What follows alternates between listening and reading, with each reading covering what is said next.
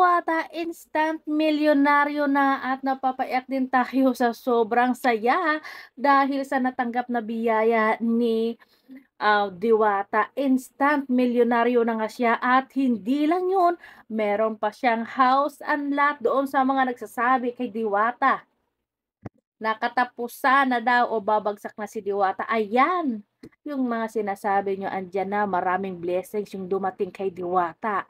Ito na yung sinasabi ni Ma'am Rosemar na abangan nyo sa May 6 dahil magbabago ang buhay ni Diwata. Grabe, 5 million pesos lang naman na tumatingin at house and lot ang ibinigay sa kanya. Kaya narito guys, panoorin natin. Naalin dyan sa dalawang kahon ang pipiliin. Hoy! Bakit ayaw mo nitong isa? Sure ka na ito na muna. Dalawa na lang! Isang milyon na ba? Alright. So, unahin na natin. Talaga.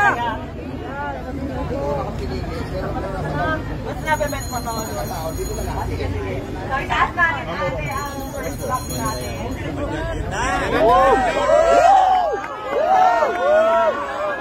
Ready na ba? Go na? Ready na!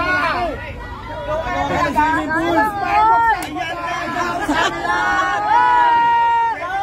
Ayan, ang unang laman ng kahon! Bayang! Laman ng kahon! Bayong! Pera!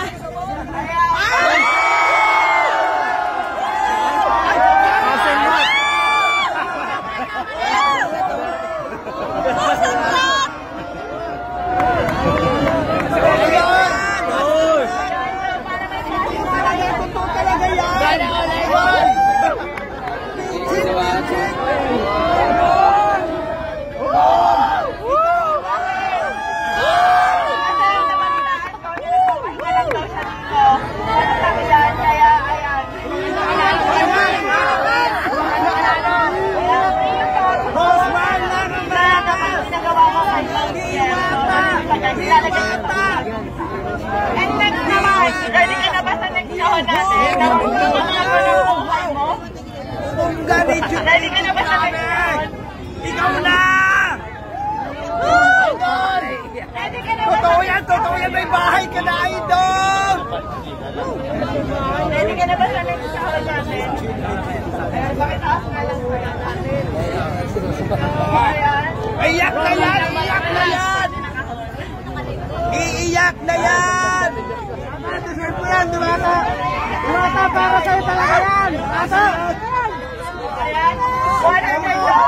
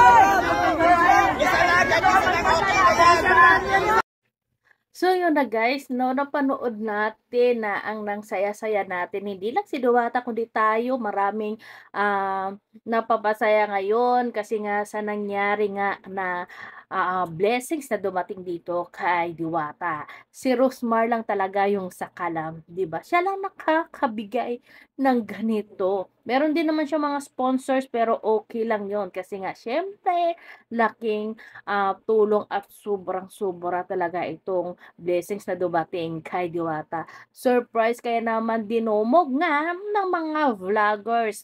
Itong si Ma'am Rosemar, kinaabangan siya ng marami, tagal na nila nag-aabang doon, hinihintay talaga nila yung araw na 'to para naman makita at masaksihan ang sorpresa nga ni Ma'am Rosmar. Alam mo naman natin si Rosmar, mahilig 'yan tumulong sa mga nangangailangan kahit noon pa, at napanood din natin diyan sa Tony Talks noon, 'di ba? Ang laki ng kinikita ni Ma'am Rosmar, kaya nga walang-wala 'yan sa kanya, kung sa ano lang ba ay libangan lang ni Ma'am Rosmar ang tumulong, at yung mga 1,000,000 lang 'yan, naku, kung sa kanya 'yan, mga coins na lang sa kanya niyan, mga coins na lang niya sa mga kita niya ngayon. Imagine mo, sinabi niya kay Diwata, tinawagan niya na si Diwata o tinext niya si Diwata kung may kinikita ba na nga ba siya sa kaniyang parisan, kasi nga 100, napakarami na, 'di ba? Libre sabaw, libre rice, only rice kag meron pang soft drinks. Kaya doon nga napatunayan ni Ma'am Rosemar nga tama nga yung sinabi ni Diwata na kumikita siya konti, pero at least masaya siya kasi nga nakakatulong. At gaya nga sabi ni Ma'am Rosemar, 'di ba?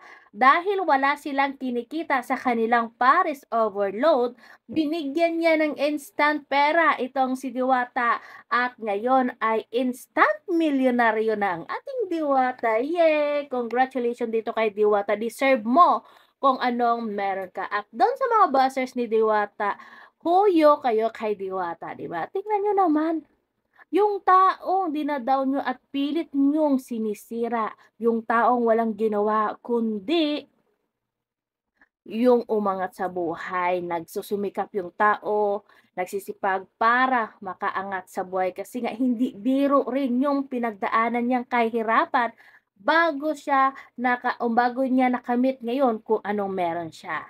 Kaya yung mga nagsasabi na babagsak o katapusan na nga ng career nitong si Diwata, hindi niyo matatakot si Diwata. Bakit? Dahil si Diwata ay nagsimula yan sa wala.